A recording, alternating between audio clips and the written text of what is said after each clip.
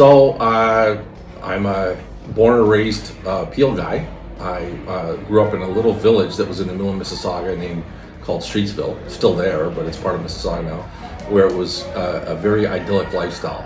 The mayor of Streetsville was Hazel McCallion, who then became the mayor of Mississauga, and my dad was very involved in the school system there. Then we became part of Peel.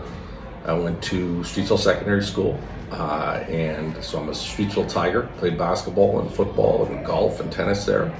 And then I went on and had a cup of coffee, a one-year career at York University. I had a really good high school career, and then just played 1 year at York, but I was on a championship team in 1984 and 1985. And, did a bit of the Bay Street thing for a while, and then got into teaching because I knew that's where I really belonged. But I started coaching, actually in high school. I coached the Bantam team when I was in the 12th grade. And right away in my early 20s, I was coaching high school basketball. And then not too long, I knew I had the bug, so I went back to school. I did an M.Ed in New York, and then came back and became a high school teacher. Then I taught high school at North Park and coached there for 10 or 11 years. But in the last 5 years at North Park, I became a coach in the OCAA, first an assistant at Sheridan, then the head coach at Seneca, and then back to Sheridan as the head coach for a while. And then I guess I was I was in my mid-30s when Sheridan asked if I might like to try and fix the athletic department. It had been defunded almost completely, and the previous athletic director was ready to retire. He retired, and I took over for him. So I've been the athletic director here for 23, 24 years and the coach for 30. So I've had a great career, and I'm a local guy. My wife, I met at Streetsville Secondary School. My daughter went through the system in Streetsville, and then Gonzaga. And so, I'm a local guy through and through.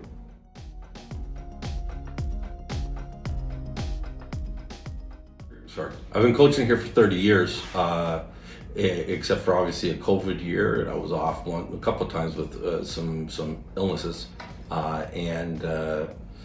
It's a storied program. It goes all the way back to the 60s, and then there's only ever been 3 head coaches here, which is crazy in over 50 years. First was Dick Roshinsky, who was also the athletic director. Then Wayne Allison, who was a legendary coach around here. He played in the States, then he played at Windsor, then he became the coach here, won 2 national championships, 4 Ontario championships, and then I became his assistant coach. And my younger brother played here. But we've had a history of, I think it's almost 30 guys have gone on to play pro now.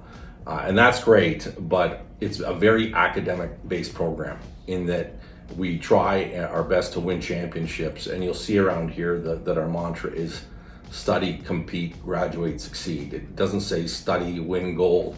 We strive to do that. We've certainly done that 13 times in Ontario and a couple of times nationally. But the main mission here is to squeeze as much excellence out of these student athletes while not abusing their time and trying to help them graduate so that when basketball's done, they can have a good life outside of basketball. So I often tell people I'm not that concerned where these guys are when they're 22. I'm far more concerned where they are when they're 32, which is what I really believe coaching, at least in the educational sector, that's what it should be about.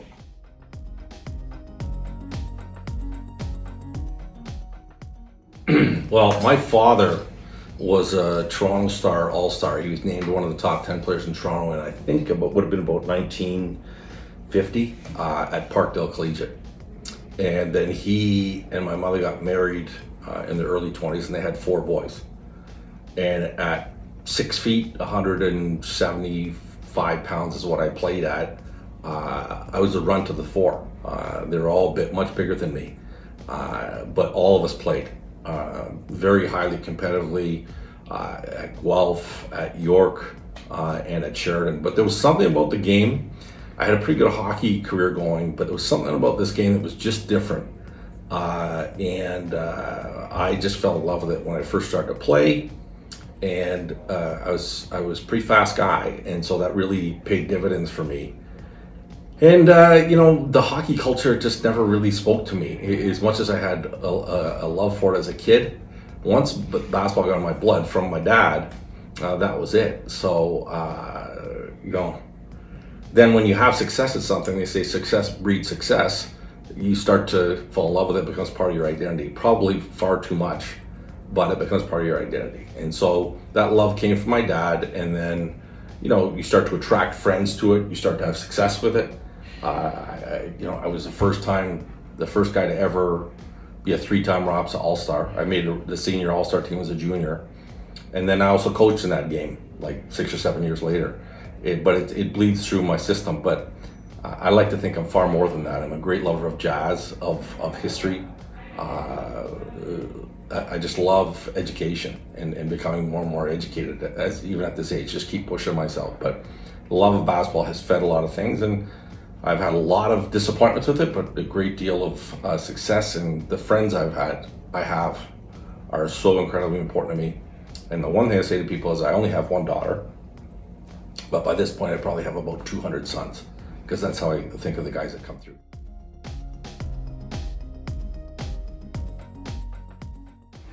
Well, I think if you asked the coaches in our league, what do you expect from Coach Flack, it would be, for the most part, he's going to play a lot of guys. There's method to that madness, but he's going to play a lot of guys. They're going to pressure you, a lot of full court pressure. And when the emphasis is largely on defense. I was very fortunate years ago to have Jay Triano, when he was the national team coach, asked me to come in and sort of be an apprentice coach, but he wanted my emphasis to be on defense because he loved the way our teams defended. Now, do they always defend that way? No, they don't always buy in. But that's where we spend a great deal of our time. There's a lot of offensive freedom, but we love to pressure. I'm a big believer in that. When I played at York, I remember getting on the floor, which was only occasionally, getting on the floor with a big house at Waterloo and being a point guard and not being able to get our team into any offense because of the way Waterloo was defending, and the coach chirping at me. I love that coach to death, Bob Bain, Hall of Famer. And I said to him, I can't get them the ball, but it was high pressure that was frustrating the point guard, me, that sort of planted something in my mind. If we can get to that quarterback, then we can really mess them up.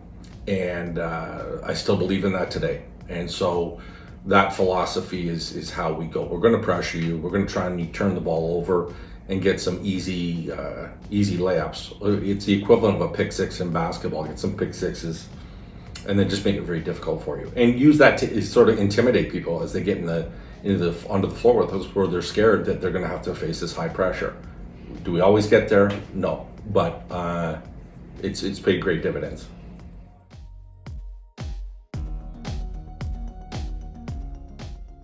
%, I believe a player can be uncoachable. There are just some people that would be better off to play an individual sport. I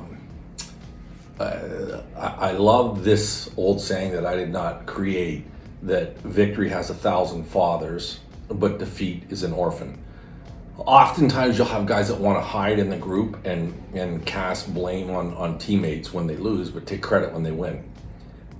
You'll have people that belong on a golf course or playing tennis or running track or something where there's really no one to blame but themselves. And we do get guys like that don't want to listen, don't want to do it the way the coach asks them to do it, don't understand the concept of sacrificing themselves for a greater good. And I feel sorry for them because they get locked into a team sport when they really would have been much better off to play an individual sport. But I sometimes wonder if they're just afraid to do that because of what it might tell them about themselves, that they came up short and they got nobody else to blame but themselves. So yeah, it doesn't mean they're bad people, they're just not easy to coach. And I would argue that I was not easy to coach.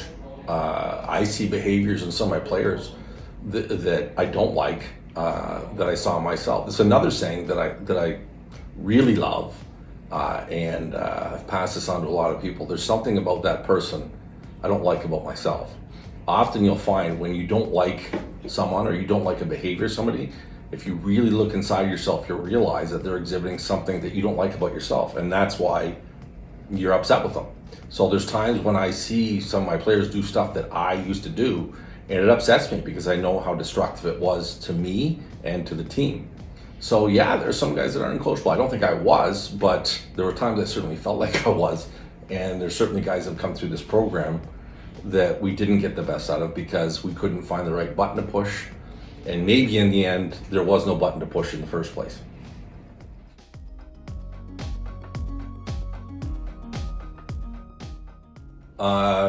I would say no. My spouse, my wife Cheryl, my daughter Riel would probably shoot me for not taking up that opportunity. It doesn't interest me. I've said this has been consistent for 35 years. I've said no.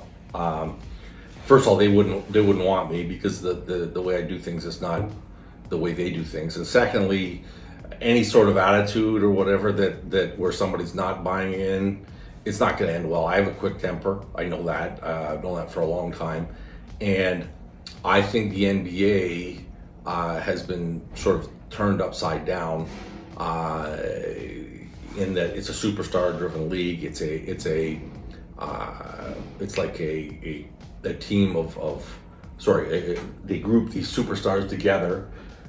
We all know that they would prefer to have LA and Boston in the final every year if they could. LA and New York if the Knicks ever got their act together. But it's upside down. You see, what we do here is so important in that the young men that we get in here need to understand that even though your coach may have coddled you or your parents coddled you, it's not going to be that way when you graduate.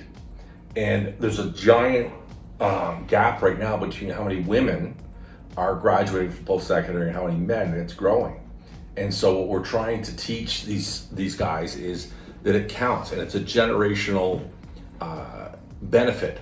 Once somebody in your family crosses that stage and graduates, the odds that their children will graduate grow exponentially. So we're trying to make a difference in the actual community rather than make money and make a big get on TV and have everybody say, "Oh, look at me," or make millions and millions of dollars. It's never appealed to me. And so I gave a speech recently where I explained to people that for me, this is a bit of a throwback to an old Disney movie, but basketball is a spoonful of sugar that makes the education go down.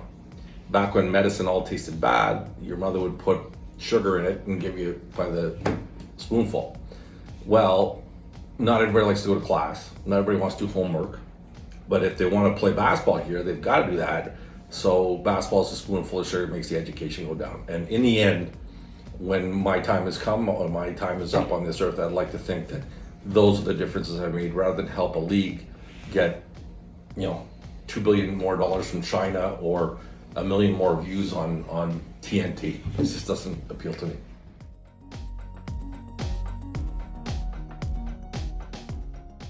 "100%, I believe a player can be uncoachable. There are just some people that would be better off to play an individual sport. I love this old saying that I did not create, that victory has 1,000 fathers, but defeat is an orphan. Oftentimes you'll have guys that want to hide in the group and cast blame on teammates when they lose, but take credit when they win. You'll have people that belong on a golf course or playing tennis or running track or something where there's really no one to blame but themselves. And we do get guys like that don't want to listen, don't want to do it the way the coach asks them to do it, don't understand the concept of sacrificing themselves for a greater good. And I feel sorry for them because they get locked into a team sport when they really would have been much better off to play an individual sport. But I sometimes wonder if they're just afraid to do that because of what it might tell them about themselves, that they came up short and they got nobody else to blame but themselves. So yeah, it doesn't mean they're bad people, they're just not easy to coach. And I would argue that I was not easy to coach. I see behaviors in some of my players that I don't like, that I saw myself. It's another saying that I really love, and I've passed this on to a lot of people. There's something about that person I don't like about myself. Often you'll find when you don't like someone or you don't like a behavior of somebody, if you really look inside yourself, you'll realize that they're exhibiting something that you don't like about yourself, and that's why you're upset with them. So there's times when I see some of my players do stuff that I used to do, and it upsets me because I know how destructive it was to me and to the team. So yeah, there's some guys that aren't coachable. I don't think I was, but there were times I certainly felt like I was. And there's certainly guys that have come through this program that we didn't get the best out of because we couldn't find the right button to push. And maybe in the end, there was no button to push in the first place.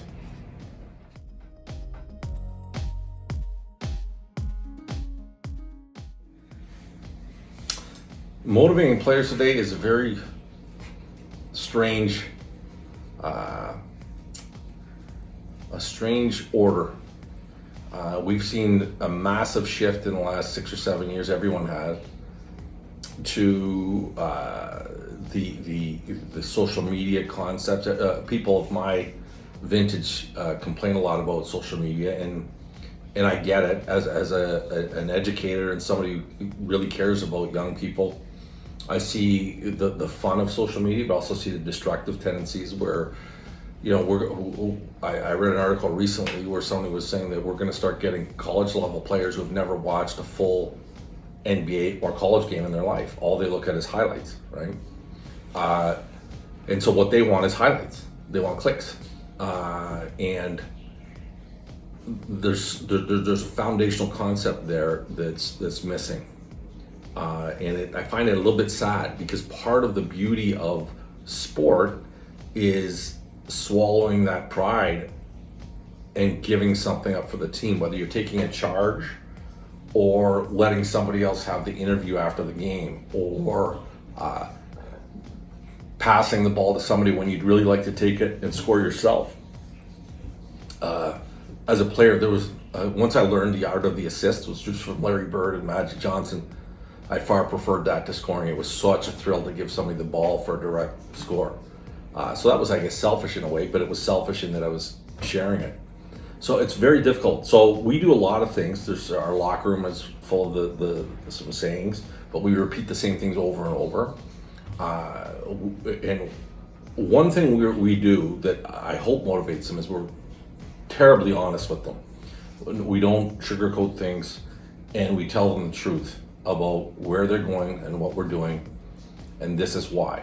And we don't try to let them live in a fantasy land or anything like that. But when we appeal to those things, we believe in it. I will make one point. Earlier I said that we pressure a lot. Well, if you're going to pressure the ball a lot and press, do all those things, what happens? Follow the cycle here. You have to play more players. By playing more players, your locker room is happier because at least guys are getting on the floor. Whereas some coaches just want to play 6 or 7 guys, the last 5 or 6 aren't getting on the floor. So if we're playing lots of guys, they're happier. When they're happier, they're more likely to come back for a second, third, fourth year. If they hang around for a second, third, fourth year, what are they more likely to do? Graduate. So again, it's something else where you're trying to make a social change. So it's not just because we believe that pressing is going to win us games, it's that we believe that pressing is part of the bigger picture here, where we're trying to get these soldiers across the graduation stage. And it's a neat little nuance that I don't think a lot of people understand, but that was a choice we made a long time ago. We wanted to keep guys in school. It helps you win if players stay and play longer, but also helps them because they're more likely to graduate.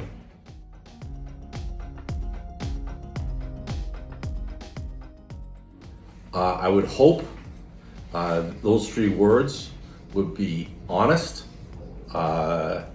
intense, and funny. I know I have a penchant to make people laugh. Sometimes the coaches on the team have to sort of keep me in check, because one of my great thrills in life is to make people laugh. Some of the humor is appropriate, some of it's inappropriate, but if I can get you to laugh, it's really made my day.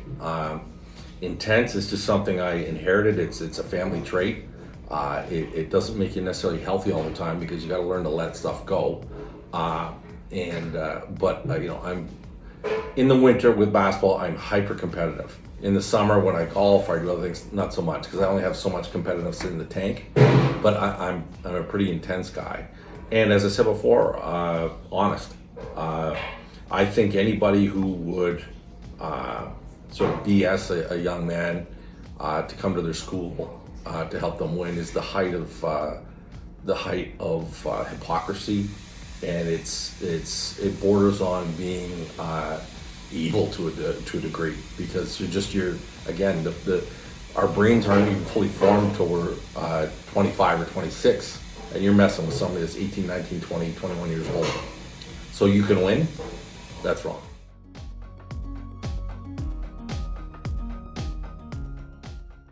If I was going to pick one of those two people, I would probably, I'd like to say I'd pick the second. Work ethic is tough to teach. It really is. But in the end, we're in a competition here, and somebody has to score the ball, right? So that is any question that is difficult for somebody to answer is a good question. It's a great question. I would, on an individual basis, I'd have to know more about them.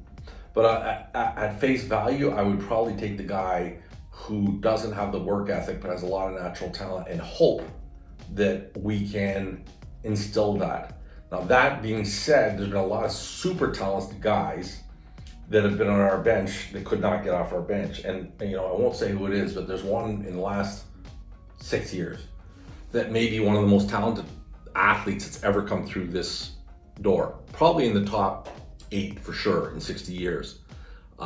Probably could have played professional football, maybe even professional basketball, but his work ethic is just not there. Now he's doing some great things outside of basketball, but all the coaches tried to get to him, and we all tried to, push the right buttons. It just failed in the end. We couldn't find anything. We even spoke to his parents, everybody around him, with no luck. But I think watching that young man, I think he's going to do okay in life, because once he gets outside the realm of sports, he seems to be able to do enough to be successful. But in here, it was really tough. And so the moral of the story is we tried and tried, and when it got right down to it, a lot of guys who are with way less talent but way more effort played before he did. They played a lot more minutes than he did, because it's impossible to watch somebody just not give their all.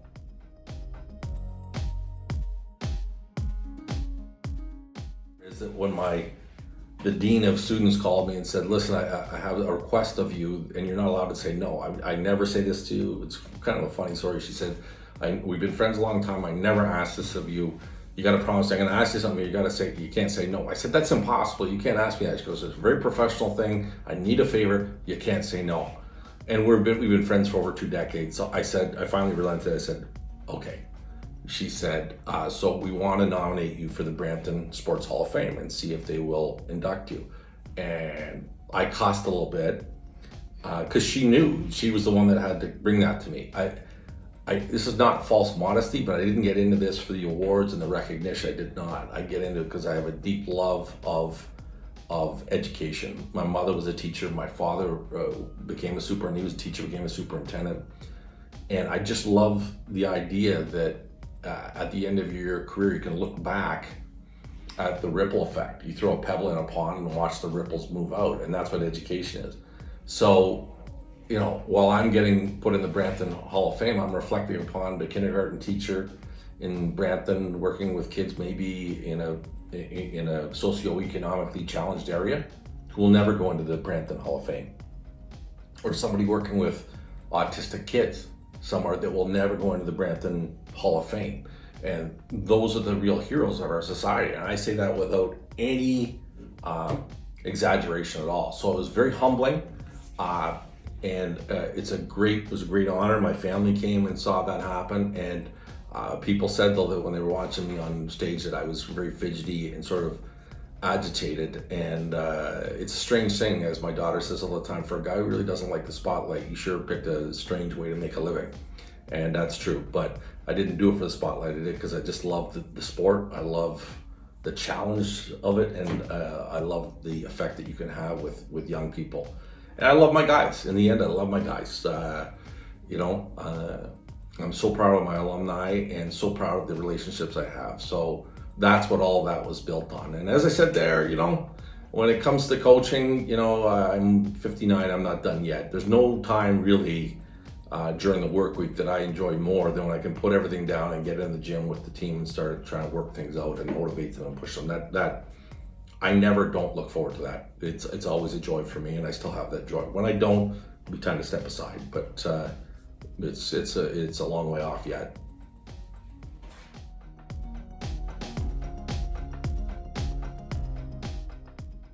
So with the play autistic group, how that came about was Vosita Frempong, that her husband George was the first All-Canadian I ever had. I coached him at Seneca. When I came here, he followed me over here, and he's like a brother, a bickering brother with me. And they were blessed with two incredibly cool sons that are both on the spectrum and very challenging, but they're extremely cool. I love them to death. And so when Vosita came up with the idea that it was tough to get the autistic kids sort of mainstreamed into a physical athletic culture, because the obvious idea of mainstreaming kids is always challenging, but with the challenges that autism brings, there's an extra challenge. She thought, well, why don't I just start renting a gym at night, and we can bring these kids in and they can run around and without judgment and teach them some skills, help them to push themselves a little bit. As we know, the early and intense interventions can push kids closer to getting outside the spectrum, what we used to call Asperger's, or maybe even get a foot out of the spectrum, or maybe right off it, I don't know. And so it spoke to me because they had two children like that. I have another player who's a very successful businessman in Florida, two sons. And so there's two, and then I know other people. I had an employee here, same thing. And just so the cause is very near and dear to my heart. And the challenges, we often see the children on the spectrum that are social and that can actually function in a public environment. We don't often see the ones that can barely function. And the challenges for those families are so high that to give a parent a break at night where we know the child is going to experience some joy and some confidence building is a great gift. So when Vosita brought the idea, I helped her at the beginning sort of form the concepts and what she might like to do. And then I MC their annual golf tournament to try and make fun of people, because I know some of them and most of the people that are there, and have some fun with it. And it's just a great cause, because it's impossible to ask the government or taxpayers to fund absolutely everything all the time. So when people step up and work on a volunteer basis or write checks in order to support programs like that, it takes a great weight off for the parents and for people in the community. So I'm very proud of my association with that. We've done great things. Mostly Vosita and her team have done great things. I acted sort of an advisor on the board, but still, it's one of the greatest associations I've ever had in my life.